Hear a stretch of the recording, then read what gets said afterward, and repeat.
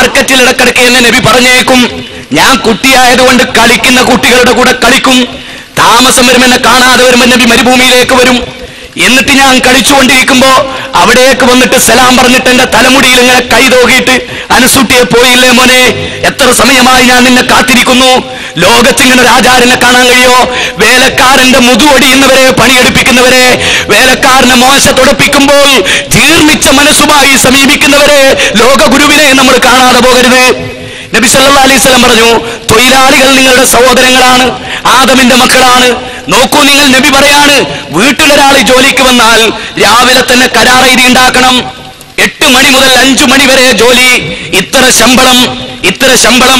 എന്നിട്ട് 5 മണിക്ക് ജോലി ചെയ്ത് അവന്റെ ശരീരത്തിൽ നിന്ന് വിയർപ്പ് വെച്ചുന്നതിന് മുമ്പ് കൂലി കൊടുക്കണമെന്ന് പഠിപ്പിച്ച കാർൽ മാർക്സ് അല്ല, തൊഴിലാളി വർഗത്തിന്റെ MGR അല്ല, അല്ലെങ്കിൽ വേറെ ഏതെങ്കിലും ഒരു മനുഷ്യനല്ല. ലോകത്തിന്റെ ഗുരു മുഹമ്മദ് നബിയിൽ നിന്ന് കട്ടെടുത്തതാണ് ഈ തത്വശാസ്ത്രങ്ങളൊക്കെ.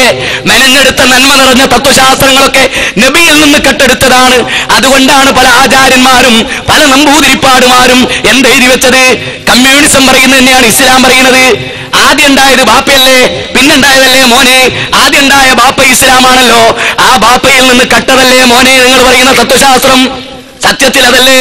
ഏത് നന്മ നിറഞ്ഞ തത്വശാസ്ത്രവും ഇസ്ലാമിന് അവകാശപ്പെട്ടതാ അല്ലേ? തൊഴിലാളിയുടെ ശരീരത്തിൽ നിന്ന് വിയർപ്പ് പറ്റുന്നതിന് മുമ്പ് കൂലി കൊടുക്കണമെന്ന് ലോകത്തെ പഠിപ്പിച്ച ആചാര്യനാണ് ഈ ആചാര്യൻ.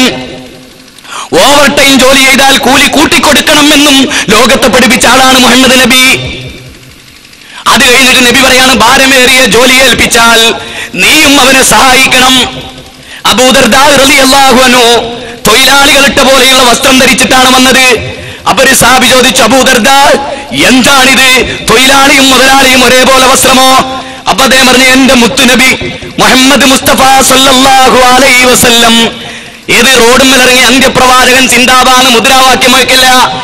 എന്റെ നബി എന്നെ പഠിപ്പിച്ചത് തൊഴിലാളികൾ നിങ്ങളുടെ സഹോദരങ്ങളാണ്, അവർ നിങ്ങളുടെ സഹോദരങ്ങളാണ്. പറ്റുമെങ്കിൽ നിങ്ങൾ ധരിച്ച പോലെയുള്ള വസ്ത്രം അവർ ധരിപ്പിക്കണം. നിങ്ങളുടെ ഡൈനിങ് ടേബിളിൽ ഇരുത്തി ഒരു ഉരുള ഭക്ഷണം നിന്റെ സഹോദരന്റെ വായിൽ വെച്ചു കൊടുക്കണം. ലോകത്തേത് ആചാര്യനാ പഠിപ്പിച്ചത്? ഇർഹമോ മൻ ഫിൽ അർളി ഇർഹമകും മൻ ഫിസ് സമാ. ഭൂമിയിലുള്ളവരോട് നിങ്ങൾ കരുണ കാണിക്കുക, ആകാശത്തുള്ളവൻ നിങ്ങളോട് കരുണ കാണിക്കും. ശ്രീനാരായണ ഗുരു കരുണാവാൻ നബി, മണിമുക്തി രത്നമോ, ഈ കാരുണ്യം ചൊരിയുന്ന നബി അല്ലാഹു അയച്ച വമാ അർസൽനാക ഇല്ലാ റഹ്മത്തൽ ലിൽ ആലമീൻ യാ അയ്യുഹന്നാസ് ഇന്നി റസൂലുള്ളാഹി ഇലൈക്കും ജമീഅ. ഖുർആനിലെ 7-ാം അധ്യായം 158-ാമത്തെ സൂക്തത്തിൽ പറയാണ്, ലോകത്തിന് മുഴുവനും വന്ന വആഖരീന മിൻഹും ലമ്മാ യൽഹഖൂ ബിഹിം വഹുവൽ അസീസുൽ ഹകീം. ലോകാവസാനം വരെയുള്ള മനുഷ്യർക്കാണ് ഈ പ്രവാചകൻ. ഈ പ്രവാചകൻ പറയാണ്, ആകാശത്തുള്ളവൻ നിങ്ങളോട് കരുണ കാണിക്കും, ഭൂമിയിലുള്ളവരോട് നിങ്ങൾ കരുണ കാണിക്കണം. വീട്ടിൽ കയറി വരുന്നവനെ ആട്ടിയകറ്റല്ലേ, അയൽവാസി പട്ടിണി കിടക്കുമ്പോൾ വയറു നിറയെ ആഹാരം കഴിക്കല്ലേ, അയൽവാസിയുടെ ഭാര്യയെ വ്യഭിചരിക്കല്ലേ, അത് ഏറ്റവും വലിയ തെറ്റാണ്. അയ്യുദം ബിന്നാകം, ഇബ്നു മസ്ഊദ് റളിയല്ലാഹു ചോദിക്കാണ്, അയ്യുദം ബിന്നാകം, ഏറ്റവും വലിയ പാപം ഏതാണ് നബിയെ? നബി സല്ലല്ലാഹു അലൈഹി വസല്ലം പറയാണ്, നിന്നെ സൃഷ്ടിച്ചത് പടച്ചതമ്പുരാനായിരിക്കെ നീ അവനിൽ പങ്കു ചേർക്കലാണ്. സുമ്മമൻ, പിന്നെ ഏതാണ് നബിയെ? അപ്പോൾ പിന്നെ ഏതാണ്? റസൂലുള്ളാഹിനോട് ചോദിക്കാണ്, പിന്നെ ഏത് തെറ്റാണ്? നബി പറയാണ്, നിന്റെ അയൽവാസിയെ നീ വിശ്വസിച്ച്, അല്ലെങ്കിൽ നിന്റെ അയൽവാസി വിശ്വസിച്ചിട്ട് അയൽവാസിയുടെ ഭാര്യയെ വ്യഭിചരിക്കലാണോ പിന്നത്തെ പാപമെന്ന് ലോകത്തെ പഠിപ്പിച്ച നബി?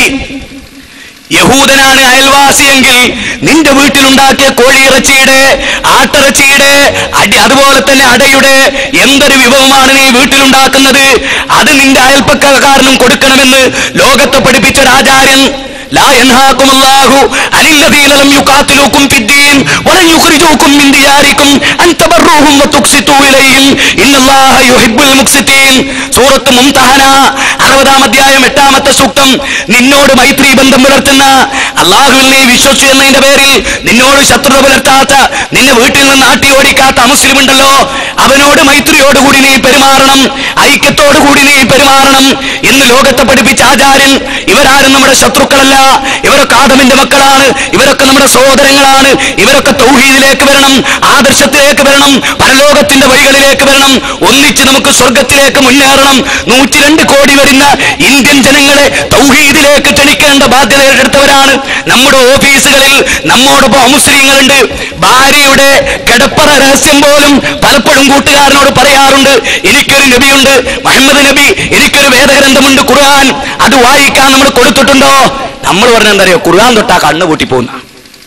നമ്മുടെ സ്കൂള് ഒരു ഹിന്ദു അധ്യാപകൻ മുസ്ലിം പെൺകുട്ടിയുടെ ബാഗ് ഇങ്ങനെ തുറക്കാൻ നോക്കി. മാഷേ ബാഗ് തുറക്കരുത്. അയാൾ പെട്ടെന്ന് ഞെട്ടി. കാരണം എന്താ, ബോംബ് ഉണ്ടാവില്ല ഇപ്പോഴത്തെ കാലം. എന്തേ ഓളയെന്ന് ചോദിച്ചു. ഒന്നുമില്ല സാറേ, ഒന്നുമില്ല മാഷേ, ഖുർആൻ ഉണ്ട് അതില്, നിങ്ങൾ തൊട്ടാ കണ്ണ് പൊട്ടിപ്പോകുന്ന നമ്മളെ ഉസ്താദ് നമ്മളെ പഠിപ്പിച്ച്. അത് ഇബിലീസ് പഠിപ്പിച്ച, നമ്മളെ ഉസ്താദ് പഠിപ്പിച്ചല്ല, ഇബിലീസ്. ഇബിലീസിന്റെ ബാധ്യത എന്താ, ഖുർആൻ എങ്ങനെയെങ്കിലും ഒന്ന് മുസ്ലിം എന്ന് കയറ്റി കിട്ടണം, അതാരും കാണരുത്. അതിന് ഇബിലീസ് ചെയ്താ. അല്ലാഹ് ഖുർആനിൽ പറയുന്നത് എന്താ, നിങ്ങൾ ഖുർആൻ തൊട്ടാ കണ്ണ് തുറക്കുന്ന. നേരെ ഉൾട്ട 6-ാം അധ്യായം സൂറത്ത് അൻആം 104-ാമത്തെ ആയത്ത് നിങ്ങൾ നോക്കൂ. ഖദ് ജാഅതുകും ബസായിറും മിർ റബ്ബികും, നിങ്ങളുടെ റബ്ബിങ്കൽ നിന്ന് ഇതാ ഒരു വേദഗ്രന്ഥം വന്നിരിക്കുന്നു, നിങ്ങളെ കണ്ണ് തുറപ്പിക്കുന്ന തെളിവുകളുമായി. അന്ധനായ മനുഷ്യന്റെ കണ്ണ് തുറപ്പിക്കുന്ന. അല്ലെ നിങ്ങൾ നോക്കൂ, വലഖദ് ദറഹ്നാ ലിജഹന്നമ കസീറൻ മിനൽ ജിന്നി വൽ ഇൻസി ലഹും ഖുലൂബുൻ ലാ യഫ്ഖഹൂന ബിഹാ വലഹും അഗ്യുനുൻ ലാ യുബ്സിറൂന ബിഹാ വലഹും ആദാനുൻ ലാ യസ്മഊന ബിഹാ ഉലൈക കൽഅൻആമി ബൽ ഹും അദൽ. അല്ലാഹ് പറയാണ്, കണ്ണുകൊണ്ട് കാണേണ്ടത് കാണണം, കാതുകൊണ്ട് കേൾക്കേണ്ടത് കേൾക്കണം, ഇല്ലെങ്കിൽ ഭൂരിപക്ഷം ജിന്നുകളെയും മനുഷ്യരെയും നരകം കൊണ്ട് നടക്കും. ഈ ഖുർആനിലെ 7-ാം അധ്യായം 204-ൽ അല്ലാഹ് വീണ്ടും പറയാണ്, ഖദ് ജാഅതുകും ബസായിറും മിർ റബ്ബികും, നിങ്ങൾ ഖുർആനിനെ സമീപിച്ചോ, നിങ്ങൾക്ക് കണ്ണു തുറക്കും. മാനവരാശിക്കുള്ള മാർഗദർശനമാണ്. ഹുദൽ ലിന്നാസ് വബയ്യിനാതിൻ മിനൽ ഹുദാ വൽ ഫുർഖാൻ. ഖുർആനിലെ 2-ാം അധ്യായം 185-ാമത്തെ സൂക്തം. ഇങ്ങനെ മനുഷ്യർക്കിറക്കിയ വേദഗ്രന്ഥം, അത് അവരെ പഠിപ്പിക്കേണ്ട ബാധ്യത നമുക്കുണ്ട്, എത്തിക്കേണ്ട ബാധ്യതയുണ്ട്. നമ്മൾ അടുത്ത വീട്ടിൽ പോയിട്ട്, ഹൈഞ്ച മാധവി ചേച്ചി, ഇന്നലെ ഞാനൊരു കല്യാണത്തിന് പോയിട്ടോ എന്നാണ് പറയും. അങ്ങനെ തുടങ്ങി 18 കൊല്ലം കഴിഞ്ഞിട്ടും ജയിലിൽ 2 പെണ്ണുങ്ങള് ജയിലിൽ കഴിഞ്ഞ് 18 കൊല്ലവും സംസാരിച്ച് തുറന്നു വിട്ട് 2 ഗേറ്റിൽ വന്ന് 2 വഴിക്ക് പിരിഞ്ഞ്, ഇനി നമുക്ക് ബാക്കി പിന്നെ പറയട്ടോ. ബാക്കി പിന്നെ പറയാൻ നിൽക്കുക. നമ്മള് ജീവിതത്തിൽ കിട്ടുന്ന ഒരു ടൈം, ആ ടൈം അങ്ങോട്ട് ഉപയോഗപ്പെടുത്തിക്കോ. അതാണ് സാബികളുടെ ജീവിതം. ബസ്സിൽ ഇങ്ങനെ പോവുക. അപ്പോ തലശ്ശേരി എത്തൊരാൾ ഇപ്പുറത്തെ സീറ്റില്. അപ്പൊ ഇങ്ങനെ നിങ്ങളെങ്ങോട്ടാ? ഞാനിങ്ങനെ തലശ്ശേരിക്കാ. എന്താ നിങ്ങളെ പേര്? എന്റെ പേര് മാധവൻ എന്നാ. ആഹാ, ഞാൻ ഇന്നാളാണ്. എന്നിട്ട് നമ്മളെങ്ങനെ തുടങ്ങണമെന്നറിയോ? ഇന്നത്തെ പത്രം കണ്ടിട്ട് വല്ലാത്തൊരവസ്ഥ കേട്ടോ. അട്ടപ്പാടി, അതുപോലെ മുത്തങ്ങ ഒക്കെ പറഞ്ഞിങ്ങനെ തുടങ്ങുക. ഈ മനുഷ്യന്മാർക്ക് അള്ളാഹുവിൽ വിശ്വാസം ഇല്ലാത്തതുകൊണ്ടാന്ന് പറഞ്ഞ അങ്ങനെ തുടങ്ങുക. അങ്ങനെ പറഞ്ഞു തുടങ്ങിയിട്ട് അരമണിക്കൂറാവുമ്പോ എന്നാ പിന്നെ ഞാൻ പറഞ്ഞല്ലോ, മലയാളം ഞാൻ ഇവിടുന്ന് പോകുമ്പോ പീറ്റർ എന്ന് പറഞ്ഞൊരു ക്രിസ്ത്യാനിയെ പരിചയപ്പെട്ട് ഞാൻ അയാൾക്ക് ബൈബിളിലെ അള്ളാഹു അവതരിപ്പിച്ച ഇഞ്ചീലിലെ കുറെ വാചകങ്ങൾ പറഞ്ഞോളൂ. അയാൾ ചോദിച്ചു, ബൈബിളിലുള്ളത് തന്നെയാണല്ലോ, നിങ്ങൾ എങ്ങനെ പഠിച്ചു? ഞാൻ പറഞ്ഞു, ബൈബിള് ഞങ്ങളുടെ അള്ളാഹു ഈസാ നബിക്ക് ഞങ്ങളുടെ നബിക്ക് ഇറക്കി കൊടുത്താണ്. ഞങ്ങളുടെ നബി നിങ്ങളെ നബിയാണ്. നിങ്ങൾ ഞങ്ങളുടെ നബീനെ നിഷേധിച്ചു, നിങ്ങളെ നബീനെ ഞങ്ങൾ നിഷേധിച്ചിട്ടില്ല. ലാ നുഫർരിഖു ബൈന അഹദിൻ മിർ റുസുൽ, ഒരു നബിമാർക്കിടയിൽ ഞങ്ങൾ ഭിന്നതാണിപ്പിച്ചില്ല. നിങ്ങൾ മുഹമ്മദ് നബീനെ വിശ്വസിച്ചില്ല. ഞങ്ങൾ ഈസാ നബീന്റെ പേര് കേൾക്കുമ്പോ ഈസാ നബീന്റെ പേര് കേൾക്കുമ്പോ ഈസാ നബി അലൈഹിസ്സലാത്തു വസ്സലാം, ഈസാ നബീന്റെ പേരിൽ രക്ഷയും സമാധാനം ഉണ്ടാവട്ടെ, കരഞ്ഞുകൊണ്ടാണ് അയാൾ പിരിഞ്ഞു പോയത്. അതാണ് നമ്മള് ആ ചാടിക്കറിയന് കിട്ടിയ പുണ്യാപ്പത്. ആര് പ്രതീക്ഷിച്ചു, ആരറിഞ്ഞു? അങ്ങനെ ഉപയോഗപ്പെടുത്തിക്കോളൂ ഓരോരുത്തരും. കിട്ടണ 5 മിനിറ്റ്. ഞാൻ പറയട്ടെ, സ്ത്രീകള് ഈ കല്യാണത്തിനൊക്കെ പോകുമ്പോ 2500 സാരിയൊക്കെ വാങ്ങി നിങ്ങൾ പോണില്ലേ? അക്കൂട്ടത്തിൽ നിങ്ങൾ 2.5 വരി പറയുന്നു, ഒരായത്ത് പറഞ്ഞിട്ട്. അതിന് നമ്മക്കറിയില്ലല്ലേ, നമ്മക്ക് ആകെ അറിയാൻ എന്താ? കണ്ണിൽ കാണാത്തതും കൽഭാഗത്തുള്ളതും കൺകൊണ്ട് കണ്ടപ്പോൾ കാട്ടിപ്പറഞ്ഞോവർ. എന്റെ ഉമ്മയൊക്കെ പറയും. കഴിഞ്ഞ ദിവസം ഞാനൊരു ബൈത്ത് ഇങ്ങനെ പാടി തുടങ്ങിയപ്പോ ബാക്കി ഉമ്മ, കാരണം ഉമ്മ കാന്തവൃത്തി ജനിച്ച ആളാ. എങ്ങനെ ഉമ്മാന്റെ പാട്ട് അങ്ങോട്ട് പൂർത്തിയായി. എന്താ അറിയോ? പിന്നെ കാബാലയത്തിൽ റിഫായി ഷെയ്ഖ് വരുന്ന രംഗ എന്നറിയോ? കാബാലയത്തിൽ മുന്നം തൂടി മുട്ടി കാബാനെ ചുറ്റുമ്പൽ ഇമ്മീടി വേണ്ടാന്ന് മക്കികൾ ചൊന്നോവർ. കബം മിളങ്കീത്തു ലംഘിയ നേരത്ത് ഒളിവർ റിഫായിയം നല്ല വിളിച്ചോവർ. അത് ബാക്കി പൂർത്തിയാക്കിയ എന്റെ ഉമ്മയാണ്. എന്റെ ഉമ്മ സുന്നിയായിരുന്നു. ഇന്ന് അൽഹംദുലില്ലാഹ് ഏത് രംഗത്തും സജീവമായി നമുക്ക് നിർദ്ദേശം നൽകുന്ന, ഉപദേശം നൽകുന്ന, എപ്പോഴെങ്കിലും മകന്റെ മയ്യത്ത് കൊണ്ടുവരേണ്ടി വന്നാൽ അത് സ്വീകരിക്കാൻ പാകതയിൽ ദഅവത്ത് കൊണ്ട് മാറ്റിയെടുക്കാൻ സാധിച്ചു എന്ന കൃതാർത്ഥത നമുക്കുണ്ട്. ഞാൻ ഈ പറഞ്ഞ പാട്ടിന്റെ വരി എന്താ അറിയാ? റിഫായ് ചെയ്ത് തുടി മുട്ടിച്ചെന്ന് നിങ്ങൾ റിഫായ് ചെയ്യുന്ന എന്ത് കളിയാക്കിയെന്നറിയോ? അങ്ങനെ കാബാലയത്തിലേക്ക് തുടി മുട്ടിച്ചെന്ന ആർത്ത ആൾക്കാർ വിടുവോ? ഒരു പരിപാടി ഇവിടെ പറ്റൂല, പൊയ്ക്ക വിടുന്നു. അന്നവോ അദ്ദേഹം എന്ത് ചെയ്തറിയോ? കാബാലയത്തിൽ ഈ തുടി എന്ത് ചെയ്ത് അവിടെ കൊണ്ടുപോയി കൊളത്തിയപ്പോ എന്താണെന്നറിയോ? റിഫായ് ചെയ്ത് ഇങ്ങനെ നിന്നു. കാബാലയം മൂപ്പരെ തവാഫ് ചെയ്യാൻ തുടങ്ങി. തവാഫ് ചെയ്തപ്പോ ലോകവും അർച്ചോ കളിക്കപ്പോ അല്ലവരും ഒളിവർ റിഫായി നല്ല വിളിച്ചോവർ. റിഫായിയെ കുഴപ്പമൊന്നും ഉണ്ടാക്കല്ലേ, ഞാനിവിടെ ഇരുന്നോട്ടെ. എന്നിട്ട് അള്ളാനെ പറ്റി എന്ന് സൂറത്ത് അൻആമിലെ 93 കാണാം. അള്ളാനെ മനസ്സിലാക്കേണ്ട രൂപത്തിൽ കൗമ മനസ്സിലാക്കിയില്ല എന്നാണ് അവസ്ഥ. ഈ അവസ്ഥയിൽ നിന്ന് ഈ സമൂഹത്തെ മോചിപ്പിക്കാൻ പറഞ്ഞിടത്തേക്ക് മടങ്ങട്ടെ. നബി കരീം സല്ലല്ലാഹു അലൈഹി വസല്ലം തൊഴിലാളികളോട് കാണിച്ച മര്യാദ. അതുപോലെ തന്നെ നബിയുടെ ജീവിതം. നബി ഇപ്പൊ മാർക്കറ്റിലേക്ക് പോവുകയാണ്. നമ്മൾ അവഗണിച്ച ഭാഗങ്ങൾ മാത്രമേ ഞാൻ പറയണേ. ചിലത് നബി മാർക്കറ്റിലേക്ക് പോവുകയാണ്. മാർക്കറ്റിലേക്ക് പോകുമ്പോൾ നബി വിളിച്ചു ചോദിക്കല്ല, ഞാനിങ്ങനെ മദീന മാർക്കറ്റിലേക്ക് പോവുകയാണ്. അയൽവാസികളോട് നിങ്ങൾ ശരിക്കും ചിന്തിക്കണം. മുഹമ്മദ് നബി സല്ലല്ലാഹു അലൈഹി വസല്ലം അയൽവാസികളോട്, അല്ല ഞാനിങ്ങനെ പോവുകയാണ് കേട്ടോ, മീമാണോ നിങ്ങൾക്ക്, തക്കാളി വേണോ, വെണ്ടക്ക വേണോ, എന്താ വേണ്ടത്, നിങ്ങൾ തന്നോളൂ, ഞാൻ കൊണ്ടുവരാം. നബി സല്ലല്ലാഹു അലൈഹി വസല്ലം ഇത് നബിയാണ്. നമ്മുടെ ഉസ്താദുമാരൊരു പെട്ടി പിടിക്കുവോ? നമ്മുടെ ഉസ്താദുമാര് ക്ഷീണിക്കുവോ? തളരുവോ? പ്രസംഗത്തിന്റെ മുമ്പ് കോഴി വൈലിത്തറ നേരിട്ടൊരു ഉസ്താദ് ഉണ്ടായിരുന്നു. മൂപ്പര് മെനു കൊടുക്കും. എന്താ അറിയോ? ഇന്ന ദിവസമൊക്കെ എന്നത് ലോഡ്ജിലെ കൂടു, തൊട്ടടുത്ത് പള്ളി ഉണ്ടെങ്കിലും നിസ്കരിക്കാൻ പോവില്ല. നിങ്ങൾ ചിന്തിക്കണം. ആ റസൂലുള്ളയും ഇന്നത്തെ പണ്ഡിതന്മാരും തമ്മിലുള്ള ദൂരം ഒന്ന് അളക്കേണ്ടതാ. അതുപോലെ ഈ അടുത്ത കാലത്ത് കാപ്പാട് എന്ന് പറഞ്ഞൊരു സ്ഥലമുണ്ട്. കാപ്പാട് എന്ന് പറഞ്ഞൊരു സ്ഥലം, ഇവിടെ ഒരു മുജാഹിദ് പള്ളി. ഒരു മുജാഹിദ് പള്ളി. സുന്നിയിൽ നിന്ന് മുജാഹിദിലേക്ക് വന്നൊരു ഉസ്താദ് ഖത്തീബാണ് അവിടെ. അപ്പോ പ്രസംഗിക്കുവാൻ അറിയാം, ബാങ്ക് കൊടുക്കാനും അറിയാം. അവിടുത്തെ മുഅദ്ദിന്, ഞാനിത് പറയുന്നത് എന്തറിയോ, മുസ്ലിം ഉമ്മത്ത് മൊത്തം ബോധവാന്മാരാണ് ഇതിനെ പറ്റി ഞാൻ പറയുന്നത്. അപ്പൊ അവിടുത്തെ മുഅദ്ദിന് എവിടെ പോയിട്ട് അല്പം താമസിച്ചു. ളുഹ്ർ ബാങ്ക് കൊടുക്കാൻ എത്തിയില്ല. അന്ന് പള്ളിയിൽ ബാങ്ക് കൊടുത്തില്ല. ഖത്തീബ് അവിടെ ഉണ്ട് പള്ളിയിൽ. ഞാൻ പറഞ്ഞ ആള് ഉസ്താദ് മുജാഹിദ് പള്ളിയില് നോക്കണം. അതിൽ സുന്നി പള്ളി മുജാഹിദ് പള്ളി എന്നൊന്നുമില്ല കേട്ടോ. ഇങ്ങനത്തെ കാര്യത്തിൽ എല്ലാ പള്ളിയിലും കണക്കാ. അപ്പൊ ആൾക്കാരൊക്കെ വന്നിട്ട് ചോദിച്ചു, അല്ല ഉസ്താദ് നിങ്ങൾ ഇവിടെ അല്ലായിരുന്നോ? അതിൽ നിങ്ങൾ എനിക്ക് ശമ്പളം തരുന്നത് ബാങ്ക് കൊടുക്കാനല്ല, ഖുത്ബ പറയാനാ. എങ്ങനെയുണ്ട്? ഇമ്മാതിരി ആളുകളാണ് ഇന്നത്തെ മുസ്ലിം ഉമ്മത്തിനെ നയിക്കുന്നത്. നബി സല്ലല്ലാഹു അലൈഹി വസല്ലം വീട്ടിൽ ഇങ്ങനെ ഇരിക്കുക. അപ്പൊ ആരോ നബിയെ കാണാൻ വന്നു. നബി അടുക്കളയിലാണുള്ളത്. ആയിഷ ബീവിക്ക് മാവ് കുഴച്ചു കൊടുക്കുകയാണ്. മാവ് കുഴക്കാണ് റസൂലുള്ളാഹിന്റെ തിരി കൈകൊണ്ട് മാവ് കുഴക്കുക. ഒരു ലോകാചാര്യൻ മാവ് കുഴക്കുകയാണ്. അപ്പൊ അവര് വന്നപ്പോ ആയിഷ ബീവി പറഞ്ഞു, ആരോ കാണാൻ വന്നിട്ട്. ഉടനെ റസൂലുള്ളാഹി ആ മാവൊക്കെ ഇങ്ങനെ തട്ടിയിട്ട് അവിടെ കൈയൊക്കെ വൃത്തിയാക്കി, ഷർട്ടൊക്കെ ഒന്ന് ക്ലിയറാക്കി. പ്രവാചകൻ, നിങ്ങൾ ശരിക്കും ചിന്തിക്കണം, 1400 മുമ്പ് അവിടെ വലിയൊരു ഈന്തപ്പനയുടെ പാത്രത്തിൽ വെള്ളം കൊണ്ടുവച്ചിട്ടുണ്ട്. അപ്പൊ വെള്ളം കണ്ണാടി പോലെ തിളങ്ങും. അപ്പൊ നബി അതിലൊന്ന് നോക്കി. അപ്പൊ അല്പം വേർപ്പുണ്ട്, മുടി അല്പം താഴോട്ട് കൊണ്ടുണ്ട്. റസൂലുള്ളാഹി വേർപ്പൊക്കെ ഒന്ന് തുടച്ച് ആ മുടി ഒന്നാട് വാർന്നു വെച്ച്. അപ്പൊ ആയിഷ ബീവി ഇങ്ങനെ നോക്കി, അല്ല ചെത്തുകയല്ലേ, സ്റ്റൈലാക്കുകയല്ലേ, ഹദീസിൽ വന്ന് ഞങ്ങൾ ചിന്തിച്ചു നോക്കുക. അപ്പൊ ആയിഷ ബീവിനെ മൊത്തം ക്ഷമി ഇങ്ങനെ നോക്കി പറഞ്ഞു, ആയിഷ, അല്ലാഹു ജമീലുൻ വയുഹിബ്ബു ജമാൽ. അല്ലാഹു ഭംഗിയുള്ളവനാണ്. എന്നെ കാണാൻ വന്നവർക്ക് ഞാൻ മുസ്ലിയോണ്ട് ചെല്ലരുത്. പക്ഷെ നമ്മളെ പണ്ഡിതന്മാരുണ്ടല്ലോ, ഓരോ വിചാരം എന്താ അറിയോ, കുടിക്കരുത് നാളെ ഔലിയാവുന്ന. നബീനോട് രണ്ടാമത് ആയത്തിറക്കിയിട്ട് പറയുന്നത് എന്താ അറിയോ, ഫസിയാബക ഫത്വഹിർന, നല്ല വസ്ത്രം. അലി റളിയല്ലാഹു അൻഹു ഒരു ഭൃത്യനെ മാർക്കറ്റ് പറഞ്ഞയച്ചു. പറയുമ്പോ പറയാതിരിക്കാൻ നിർവാഹമായിട്ടാ 2 ഷർട്ട് വാങ്ങി വരാൻ പറഞ്ഞു. നിങ്ങൾ ശരിക്കും ചിന്തിക്കണം. നമ്മളൊക്കെ ആലോചിക്കണം, ഇതൊക്കെ നമ്മളോട് ഇങ്ങനെ ഒട്ടിച്ചേർന്ന് നിൽക്കുകയാണ്, നമ്മുടെ ഹൃദയത്തിൽ ഇങ്ങനെ കുടുങ്ങി നിൽക്കുകയാണ്. അലി റളിയല്ലാഹു അൻഹു ഭൃത്യനെ പറഞ്ഞയച്ചു. 2 ഷർട്ട് വാങ്ങിക്കൊന്നു പൈസ കൊടുത്തു. ഒന്ന് അലിയാർ തങ്ങൾക്കും, ഒന്ന് ഭൃത്യനും. അങ്ങനെ ഭൃത്യൻ 2 ഷർട്ട് ആയിട്ട് വന്ന് നല്ല ഷർട്ട് അലി റളിയല്ലാഹുവിന്റെ കൈകളിലേക്ക് അത് കൊടുത്തു.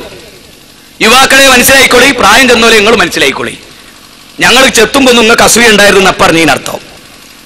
ഇന്ന് ഓവറാകുകയും വേണ്ട. പക്ഷെ നമ്മളെക്കാൾ മുന്തിയത് വയസ്സന്മാർ ഞങ്ങളൊക്കെ നോക്കിയല്ലേ, അല്ല ടിപ്പ് ടോപ്പിലെല്ലാവരും 250 കുറഞ്ഞൊരു ഷർട്ട് ഒരു കുട്ടിയിട്ടിട്ടില്ല. അത് വേറെ വിഷയ. അപ്പൊ അലി റളിയല്ലാഹുവിന്റെ അടുത്ത് കൊണ്ടിട്ട് ഭൃത്യം നല്ല ഷർട്ട് അലി റളിയല്ലാഹുവിന്റെ കയ്യിലങ്ങ് കൊടുത്തു. അലി റളിയല്ലാഹുവിന്റെ കൈ കൊടുത്തപ്പോ അലി റളിയല്ലാഹു ഇങ്ങനെ നോക്കി. എന്നിട്ട് അലി റളിയല്ലാഹു തലമുടിയൊക്കെ ഒന്ന് ഇങ്ങനെ തടവിയെല്ലാം കൂടി ചോദിച്ചു ഭൃത്യനെ നോക്കി, എടോ ചങ്ങായി, ഈ യുവാവാണ്, ഈ എന്റെ കല്യാണമൊന്നും കഴിഞ്ഞിട്ടില്ല, ഇയാണ് നല്ല ഷർട്ട് ഉണ്ട്, നമ്മളെ കാലം കഴിഞ്ഞില്ലേ, സായം സന്ധ്യയിലല്ലേ നമ്മളുള്ളത്. ഇതാണ് ഇസ്ലാം. അല്ലാതെ കുടിക്കാണ്ട് വൃത്തിയില്ലാണ്ട് കണ്ടോന്റെ ഇതിലിങ്ങനെ പല്ലും തേക്കാണ്ട് നടന്നിട്ട് അതല്ല. ഫത്വൽ മുഈനിൽ പറയുന്നത് എന്തറിയോ? ആദ്യം തന്നെ രാവിലെ എണീച്ച് പല്ല് വെച്ചിട്ട് അതിന്റെ ആ വെള്ളം ഉണ്ടല്ലോ അത് കുടിച്ചാളി നല്ലതാണാ. എന്നിട്ട് ഇസ്ലാമിന്റെ ശരീഅത്ത് പഠിക്കാൻ കാസർഗോഡ് പേരോട് പ്രസംഗിച്ചപ്പോ ഫത്വൽ മുഈൻ വായിച്ചോളിന്ന് പറഞ്ഞേ. അല്ല കോലുണ്ടാവും, നാളെ അല്ല കോലുണ്ടാവും. അപ്പോ നബി സല്ലല്ലാഹു അലൈഹി വസല്ലമയിലേക്ക് മടങ്ങി വരിക, നബിയുടെ ജീവിതമാണിത്. അതുപോലെ തന്നെ റസൂലുള്ളാഹി സ്വല്ലല്ലാഹു അലൈഹി വസല്ലം ജീവിതത്തിന്റെ ഓരോ നുറുങ്ങുകൾ പറഞ്ഞു പോയാന്. നബിയും സഹാബത്തും ഇങ്ങനെ യാത്ര ചെയ്യാ, ദീർഘമായിട്ട് യാത്ര ചെയ്യുമ്പോ കുറെ ദൂരം മരുഭൂമിയിൽ ക്ഷീണിച്ചവശരാണ്. അപ്പൊ കുറഞ്ഞ ഭക്ഷണം അവർക്ക് പാകം ചെയ്യണം. നബി പറഞ്ഞു ഇനിയിപ്പോ പോകാൻ പറ്റില്ല, വിശക്കുണ്ട്. നോക്കണം നിങ്ങൾ, നബി അവരിൽ ഒരാളാണ്. അപ്പൊ പറഞ്ഞു എന്താ ചെയ്യാ നബിയെ, നിങ്ങൾ ഇവിടെ ഇരുന്നോളൂ സല്ലല്ലാഹു അലൈഹി വസല്ലം. എന്നാ ഞാൻ ഇവിടെ ഇരിക്കട്ടെ, നിങ്ങൾ പോയി വരി എന്നല്ല. നബി പറഞ്ഞു ഒരു കാര്യം ചെയ്യാ, പ്രവർത്തികൾ ഡിവൈഡ് ചെയ്യാം. നീ പാത്രം പോയി കൊണ്ടുവന്നോ, നീ വെള്ളം കൊണ്ടുവന്നോ, നീ അടുപ്പൂട്ടാനുള്ള കല്ലും കൊണ്ടുവന്നോ, ഞാൻ വിറക് കൊണ്ടുവരാം. മരുഭൂമിയിലെ ഏറ്റവും ഭാരിച്ച ജോലി വിറക് ശേഖരിക്കലാണ്. അത് ഏറ്റെടുത്തത് ആ പ്രവാചകനാണ്. പ്രവാചകന്റെ കൈകൾ തയമ്പ് കെട്ടിയിരുന്നു. പ്രവാചകന്റെ ഷർട്ടിന്റെ ബട്ടൺ പ്രവാചകൻ തുന്നിയിരുന്നു. പ്രവാചകന്റെ ചെരുപ്പിന്റെ വള്ളികൾ ഒരുപാട് തവണ ആ പ്രവാചകന്റെ തിരുകൈ കൊണ്ട് പ്രവാചകൻ തുന്നിക്കൂട്ടിയിട്ടുണ്ട്. ജാടകളില്ല ആ പ്രവാചകന്. വിനയാന്വിതനായി ഭൂമിയിലൂടെ നടന്നുപോയ മഹാരഥനായ പ്രവാചകന്റെ ജീവിതത്തിലെ എത്രയോ ശ്രദ്ധേയമായ സംഭവങ്ങൾ നമ്മുടെ മുമ്പിലുണ്ട്. ഒരു സാമ്രാജ്യത്തിന്റെ അംബാസിഡർ പ്രവാചകനെ കാണാൻ വന്നു. സഹാബികൾ എല്ലാവരും ഇങ്ങനെ ഇരിക്കുകയാണ്, എല്ലാവരും ഇരിക്കുകയാണ്. അപ്പൊ നബി സല്ലല്ലാഹു അലൈഹി വസല്ലമയെ കാണാൻ വന്നാണ്. അയാളുടെ ധാരണ നബി ഒരു സിംഹാസനത്തിൽ ഉണ്ടാവുന്നതാണ്, ഒരു സിംഹാസനത്തിൽ. അപ്പൊ അയാൾ വന്നിട്ട് സിംഹാസനമൊക്കെ നോക്കി, എവിടെയും കാണില്ല. അയാൾക്ക് ഭ്രാന്തെടുത്ത്, അയ്യുക്കും മുഹമ്മദ്, നിങ്ങളിൽ ആരാ മുഹമ്മദ്? അപ്പൊ അവരെ കൂട്ടത്തിൽ നിന്ന് അവരെ പോലെ തന്നെ വസ്ത്രമൊക്കെ ധരിച്ച് അന മുഹമ്മദ്, ഞാനാണ് മുഹമ്മദ്. നമ്മളെ ഉസ്താദ് നമുക്ക് വേറെ തന്നെ അറിയാം, അതൊരു സഞ്ചരിക്കുന്ന ടെക്സ്റ്റൈൽസ് ആണ്. നടിവസ്ത്രം, അതിന്റെ മുകളിലൊരു തുണി, പിന്നൊരു ബനിയൻ, പിന്നൊരു ഷർട്ട്, അതിന്റെ മുകളിൽ ഒരു കോട്ട്, അതിന്റെ മുകളിൽ ഒരു ടർക്കി, പിന്നൊരു തൊപ്പി, അതിന്റെ മുകളിൽ ഒരു കെട്ട്. അങ്ങനെ ആകെ ഒരു 25,000 ടെക്സ്റ്റൈൽസ്. അതാണ് ദീന്. ഈ ദീനല്ല ഇസ്ലാം. റസൂലുള്ള അവരിൽ ഒരാളായിരുന്നു. അതുകൊണ്ടാണ് കുൽ ഇന്നമാ അന ബശറും മിസ്ലുക്കും യൂഹാ ഇലയ്യ അന്നമാ ഇലാഹുക്കും ഇലാഹും വാഹിദ് ഫമൻ കാന യർജു ലിഖാ റബ്ബിഹി ഫൽയഅമൽ അമലൻ സ്വാലിഹാ വലാ യുശ്രിക് ബിഇബാദത്തി റബ്ബിഹി അഹദാ. പറയൂ പ്രവാചകരെ, ഞാൻ നിങ്ങളെപ്പോലെയുള്ള ഒരു മനുഷ്യനാണ്. എനിക്ക് പ്രത്യേകത, എനിക്ക് വഹി വരുന്നുണ്ട്. മലിക്കുൽ ജബ്ബാറായ റബ്ബല്ലാതെ ആരാധനക്കരനില്ല. ഇതാണ് റസൂലുള്ളാഹിന്റെ വഹി. ഇനി നബി സല്ലല്ലാഹു അലൈഹി വസല്ലമയുടെ ജീവിതത്തിന്റെ മറ്റൊരു വശത്തിലേക്ക് നിങ്ങൾ വരൂ. നബി സല്ലല്ലാഹു അലൈഹി വസല്ലമയുടെ യുദ്ധരംഗം ധീരമായ കാൽവെപ്പുകളാണ്. അനബിൻ അബ്ദുൽ മുത്തലിബ് അന നബിയുല്ലാ കദിബ്, ഇത് കള്ളമല്ല, സത്യമാണ്. ഞാൻ അല്ലാഹുവിന്റെ പ്രവാചകനാണ്. ഞാൻ നിങ്ങളോട് നുണ പറയില്ല.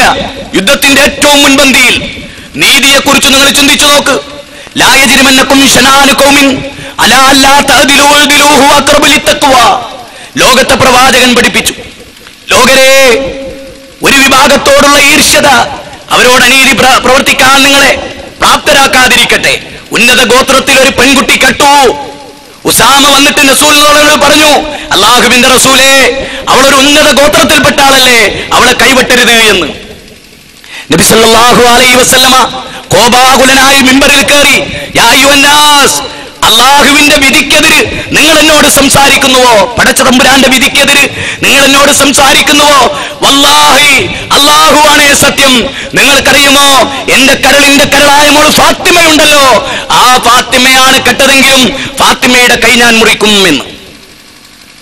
ലാ യുഗ്മിനു അഹദുക്കും ഹത്താ കൂന അഹബ്ബ ഇലൈഹി മിൻ വാലിദിഹി വവലദിഹി വന്നാസി അജ്മഈൻ. ലോകത്ത് നിങ്ങൾ നിങ്ങളുടെ സ്വന്തത്തെക്കാൾ, മക്കളെക്കാൾ, ഉറ്റവരെക്കാൾ, ഉടയവരെക്കാൾ നിങ്ങൾ ഇഷ്ടപ്പെടേണ്ടത് അള്ളാഹുവിന്റെ റസൂലിനെയാണ്. ഹദീസാണ്. ഖുർആൻ നിങ്ങൾ ചിന്തിച്ചു നോക്കൂ. ഖുർആനിൽ 9-ാം അധ്യായം സൂറത്ത് തൗബയുടെ 24-ൽ നിങ്ങളെക്കാൾ, നിങ്ങളുടെ ഭാര്യമാരെക്കാൾ, നിങ്ങളുടെ മക്കളെക്കാൾ, നിങ്ങളുടെ കച്ചവടത്തെക്കാൾ, നിങ്ങളുടെ വീടിനേക്കാൾ, നിങ്ങളുടെ മറ്റെന്തിനേക്കാളും അല്ലാഹുവും റസൂലും നിങ്ങൾക്ക് ഏറ്റവും ഇഷ്ടപ്പെട്ടതാകുന്നത് വരെ നിങ്ങൾ വിശ്വാസികളാവുകയില്ല. ഫതറബ്ബസൂ ഹത്താ യഅതി അല്ലാഹു ബിഅംരിൻ. അങ്ങനെ ആർക്കെങ്കിലും വീട് വലുതാണെങ്കിൽ, ഭാര്യ വലുതാണെങ്കിൽ, മക്കൾ വലുതാണെങ്കിൽ തീർച്ചയായും അവർ അല്ലാഹുവിന്റെ ശിക്ഷ വരുന്നത് കാത്തുകൊള്ളട്ടെ എന്നാണ്. ഇനി നമ്മൾ കൂട്ടി വായിക്കേണ്ടത്, നബി സല്ലല്ലാഹു അലൈഹി വസല്ലമ സ്ത്രീകൾക്ക് ആരാധനാ സ്വാതന്ത്ര്യം നൽകി. ലാ തംനഉ ഇമാ അല്ലാഹി മസാജിദല്ലാഹ്. അല്ലാഹുവിന്റെ അടിയാത്തികളെ നിങ്ങൾ എന്തിൽ നിന്ന് തടയരുത്? ആരാധനാലയത്തിൽ പോയി നിങ്ങൾ തടയരുത്.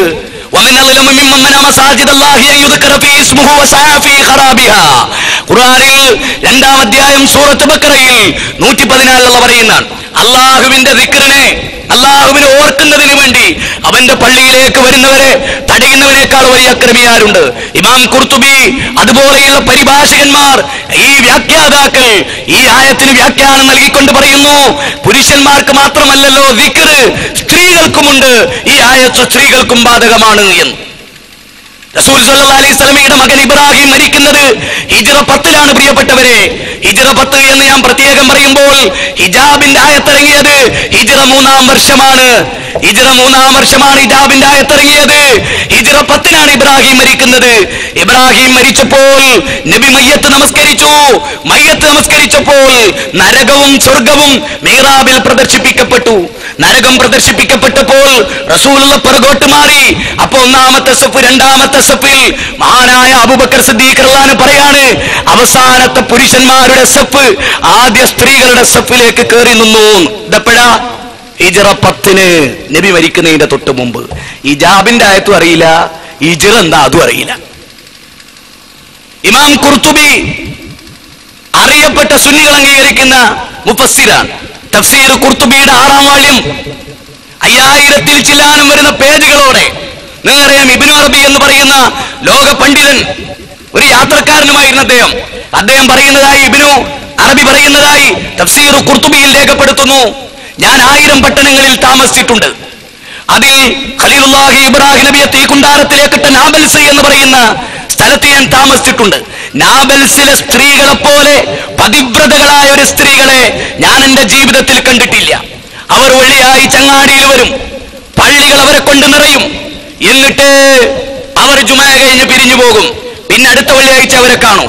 അതുപോലെ ബൈത്തുൽ മുഖദ്ദസ്, അതിന്റെ സമീപത്ത്, മസ്ജിദുൽ അഖ്സായുടെ സമീപത്ത് ഞാൻ താമസിച്ചിട്ടുണ്ട്. അവിടുത്തെ സ്ത്രീകളെ പോലെ പതിവ്രതകളായ സ്ത്രീകളെ ഞാൻ കണ്ടിട്ടില്ല എന്ന് ഇബ്നു അറബി പറയാൻ. അവർ വെള്ളിയാഴ്ച ജുമഅക്ക് വരുമായിരുന്നു. മഹാനായ ഉമർ ബിൻ ഖത്താബ് റളിയല്ലാഹു അൻഹു കുത്തുകിട്ടി മരിക്കുമ്പോ ആതിഖ ബീവി പള്ളിയിൽ ഉണ്ടായിരുന്നു. സുന്നികളെ, നാം അംഗീകരിക്കുന്ന ഒരു കാര്യമുണ്ട്, ആതിഖ ബീവിയെ കല്യാണം കഴിച്ച സുബൈർ റളിയല്ലാഹു അൻഹു ആതിഖയെ അടിച്ചു നിർത്തി. പക്ഷേ നിങ്ങളൊന്ന് മനസ്സിലാക്കണം, ആതിഖ ബീവി സുബൈർ റളിയല്ലാഹു അൻഹു പറഞ്ഞു അത്രേ, സുബൈർ, നിങ്ങൾക്ക് എന്നെ കല്യാണം കഴിക്കണമെങ്കിൽ എനിക്ക് പള്ളിയിൽ പോകാൻ പെർമിഷൻ തരണം. നിങ്ങൾ നോക്കൂ, അബൂബക്കർ, ഉമർ ബിൻ ഖത്താബ് റളിയല്ലാഹുവിന്റെ ഭാര്യ പള്ളിയിൽ പോകൽ ഹറാമാണെങ്കിൽ ആ ഹറാം ചെയ്യാൻ എനിക്ക് പെർമിഷൻ തരണം, എങ്കിലേ നിങ്ങൾക്ക് എന്നെ കല്യാണം കഴിക്കാവൂ എന്ന് പറയോ? നിങ്ങൾ ചിന്തിക്കീൻ. നിങ്ങൾ നബിമാരെ കൊച്ചാക്കി, നിങ്ങൾ സഹാബികളെ കൊച്ചാക്കി, നിങ്ങൾ സഹാബ വനിതകളെ പരിഹസിച്ചു. ഉറപ്പാണ്, ഞാനിത് ഉറക്കെ പ്രഖ്യാപിക്കുന്നു, നിങ്ങൾ സഹാബികളെ നിന്ദിച്ചു. മാത്രമല്ല, സുബൈർ റളിയല്ലാഹു അൻഹു പറഞ്ഞു, അജി പള്ളിയിൽ പോയിക്കോ, എന്നാലും എനിക്ക് എന്നെ കെട്ടിയാ മതി. എങ്ങനെയുണ്ട്? ഹറാം ഈ ചെയ്തോ, എന്നാലും എനിക്ക് എന്നെ കിട്ടണം എന്ന് സുബൈർ റളിയല്ലാഹു അൻഹു പറഞ്ഞു എന്ന് അവര് പ്രസംഗിക്കുന്നത്. നിങ്ങൾക്ക് മനസ്സിലായോ? അത്ഭുതമാണ്. അതുകൊണ്ട് നബി സല്ലല്ലാഹു അലൈഹി വസല്ലമയുടെ ഈ ജീവിതത്തിലൊക്കെ 145-ലധികം ഹദീസുകൾ സ്ത്രീകൾ പള്ളിയിൽ പോയിരുന്നു. 145-ലധികം, ഒന്നൊന്നുമല്ല. പിന്നെന്താ പറഞ്ഞാൽ, നിങ്ങൾക്ക് അതിന്റെ തൊട്ടു മുകളിൽ എന്താ ഉള്ളതെന്നറിയോ? ലാ തംനഉ ഇമാ അല്ലാഹി മസാജിദല്ലാഹ്. പിന്നെ അതെന്താ പറഞ്ഞത്? ആ ഹദീസിന്റെ പരമ്പര നോക്കിയാൽ മനസ്സിലാവും അത് ലൈഫാണോ അല്ലേ എന്നുള്ളത്. അത് മാത്രമല്ല, നബി ആദ്യം പറയുന്നത് തടയരുത്. ഹറാമായ ഒരു കാര്യം നബി കൽപ്പിക്കുവോ? തടയരുതെന്ന് പറയോ? ഷർറായ ഒരു കാര്യം തടയരുതെന്ന് പറയോ?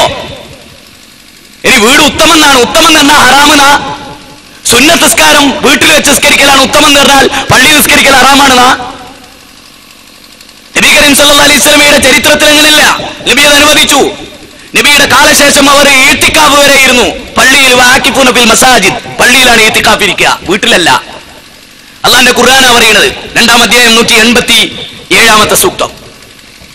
അപ്പൊ ഇതൊക്കെ റസൂലുള്ളാഹി അവർക്ക് അനുമതി നൽകി. ഉമർ ഇബ്നു ഖത്താബ് റളിയല്ലാഹു അൻഹു മാറിനെ നിയന്ത്രണം ഏർപ്പെടുത്തിയപ്പോ അതുവരെ ചോദ്യം ചെയ്യാൻ ഒരു സ്ത്രീക്ക് ധൈര്യം കിട്ടി. യമാമ യുദ്ധത്തിൽ സ്ത്രീകൾ യുദ്ധത്തിൽ പങ്കെടുത്തു. 12ഓളം കുത്തുകൾ ഏറ്റുവാങ്ങേണ്ടി വന്നു.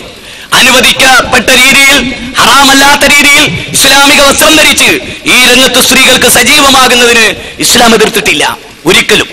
അത് പിന്നീട് ഒരിക്കൽ വിവാദമാകുമെങ്കിൽ നമുക്ക് സംസാരിക്കാവുന്നതാണ്. ആ വിഷയത്തിൽ മാത്രം ഞാൻ പറഞ്ഞു വരുന്നത് ഓരോ രംഗത്ത് നബി സല്ലല്ലാഹു അലൈഹി വസല്ലമയുടെ, ഇനി നമ്മുടെ സമയം പറഞ്ഞ പ്രകാരമായി തുടങ്ങുന്നു. നബി സല്ലല്ലാഹു അലൈഹി വസല്ലമയുടെ ജീവിതത്തിന്റെ അന്ത്യനിമിഷങ്ങളുമായി ബന്ധപ്പെട്ട ഏതാനും ചില കാര്യങ്ങൾ നിങ്ങളുടെ ശ്രദ്ധയിൽപ്പെടുത്താൻ ഞാൻ ആഗ്രഹിക്കുകയാണ്. അൽയൗമ അക്മൽതു ലക്കും ദീനക്കും വഅത്മംതു അലൈക്കും നിഅമതി വറദീതു ലക്കും അൽ-ഇസ്ലാമ ദീനാ. ഇന്നേ ദിവസം നിങ്ങൾക്ക് ഇസ്ലാമിനെ പൂർത്തീകരിച്ചു തന്നു. ഇനി ഇസ്ലാമിൽ കൂട്ടുകയോ കുറയ്ക്കുകയോ ചെയ്യേണ്ട ആവശ്യമില്ല. റസൂലുള്ളാഹി പറയാണ്, സ്വർഗത്തിലേക്ക് നിങ്ങൾ അടുപ്പിക്കുന്നതും നരകത്തിൽ നിങ്ങൾ മോചിപ്പിക്കുന്നതുമായ സകലമാന കാര്യങ്ങളും ഞാൻ നിങ്ങൾക്ക് പറഞ്ഞു തന്നിട്ടുണ്ട്. അതുകൊണ്ട് ഇനി പുതുതായൊന്നും കൂട്ടേണ്ടതില്ല, പുതുതായതിനൊന്നും കുറയ്ക്കേണ്ടതില്ല, എല്ലാം പരിപൂർണമാണ് എന്ന് നബി സല്ലല്ലാഹു അലൈഹി വസല്ലം പറഞ്ഞു.